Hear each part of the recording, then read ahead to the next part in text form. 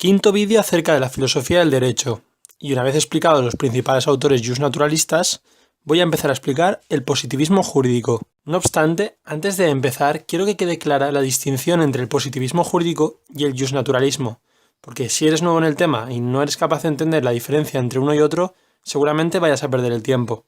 El justnaturalismo lo tenemos que entender como aquella forma de entender el derecho según la cual existen dos derechos, uno escrito y otro aparte, que aun sin estar escrito puede ser conocido por los hombres, bien sea a través de revelaciones divinas o a través del uso de la razón. Y este es el que conocemos como el derecho natural. Entonces tenéis que entender que dentro del justnaturalismo los autores de esta corriente piensan que hay dos tipos de derechos, uno escrito y otro que se puede conocer a través de la razón. Estos autores justnaturalistas consideran que existen una serie de principios y de valores fundamentales que están por encima del derecho escrito y es el conocido como derecho natural. Bien, pues ya entrando en materia acerca del positivismo, tenemos que entender que el mismo pretende convertir el estudio del derecho en una ciencia exacta, es decir, asume para ello la estructura y metodología de las ciencias modernas. Por tanto, para estos autores, el único modo científico de adquirir el conocimiento será el que proceda de la demostración o de la experimentación, y de este modo el positivismo tan solo acepta como objeto de estudio el derecho real, reduciéndolo así a la pura legalidad y excluyendo de la ciencia cualquier tipo de dimensión valorativa. De este modo, la nota esencial del positivismo es la avaloratividad, es decir, la exclusión de todo juicio de valor. Hay por tanto una separación radical entre el derecho y la moral, y esta es la principal distinción entre el positivismo y el justnaturalismo. Al estudiar el justnaturalismo, hemos diferenciado entre tipos de corrientes dentro del mismo, es decir, el clásico por un lado, por otro lado el cristiano y por otro lado el racional. Pues bueno, el positivismo jurídico también tiene diferentes clases dentro del mismo que serán los siguientes. Por un lado el metodológico, por otro lado el normativista y por último el ideológico. Bien, dentro del metodológico tenemos que decir que la principal característica es la convicción que tienen estos autores de que resulta deseable y posible construir una ciencia del derecho siguiendo el modelo de las ciencias experimentales o de la naturaleza. De este modo, el objeto de la ciencia del derecho solo podrá ser para ellos el derecho positivo, es decir, el vigente, tal y como aparece en el sistema jurídico. Además, dentro del metodológico tenemos dos variantes, tanto el normativismo como el realismo. Tenemos que decir que el normativismo lo que pretende es intentar construir la ciencia del derecho siguiendo un modelo derivado de las ciencias empíricas, aunque lo proyecta sobre un objeto que no es en sí mismo empírico, pero sí constatable, es decir, las normas.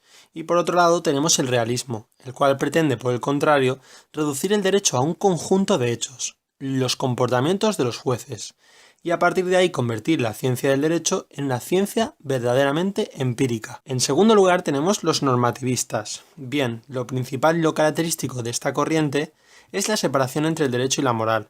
Es una característica común de los positivistas jurídicos, pero en este caso se recalca, ¿de acuerdo? Bien, estos normativistas lo que hacen es subrayar que las normas jurídicas suelen expresar siempre las preferencias morales de cada sociedad. Pero bueno, la separación entre el derecho y la moral tan solo significa que el concepto de derecho no puede ser definido tomando como referencia su adecuación a la moral, sino únicamente su validez o su eficacia. De este modo, para los normativistas, la clave será, como hemos dicho, la validez y la eficacia, teniendo en cuenta quién es la autoridad que lo nombra, cuál es el procedimiento para nombrarlo y si se da su efectivo cumplimiento. Y una vez ya hayamos establecido el conjunto de reglas que llamamos derecho, para los normativistas, es cuando podremos proyectar sobre el mismo un juicio moral. Es cuando procede a calificar a ese derecho como justo o injusto. Por último, y la verdad es que es la razón por la cual el positivismo ha sido criticado fuertemente, es la teoría acerca del positivismo ideológico. Es decir, con independencia del contenido de las normas, hay que obedecerlas al derecho y este debe ser siempre aplicado por los jueces. Bien, no sé a qué os recordará este positivismo ideológico, pero la verdad es que se llegó a aplicar. Os doy una pista, va. Este positivismo ideológico lo que hace es considerar que el derecho vigente tiene siempre fuerza obligatoria y ha de ser siempre obedecido. Por lo tanto, de este modo, todo derecho se presume siempre justo en la medida en que ha sido promulgado por un legislador. En el positivismo jurídico también tenemos un conjunto de autores que podríamos tratar. Lo único que estamos en la asignatura de filosofía del derecho. Y bueno, la filosofía del derecho lo que pretende Realmente se acerca más a la valoración y por lo tanto al justnaturalismo, así que no voy a entrar a conocer cuáles son los autores positivistas. Sin embargo, haré otro vídeo en el cual sacaré mis propias conclusiones.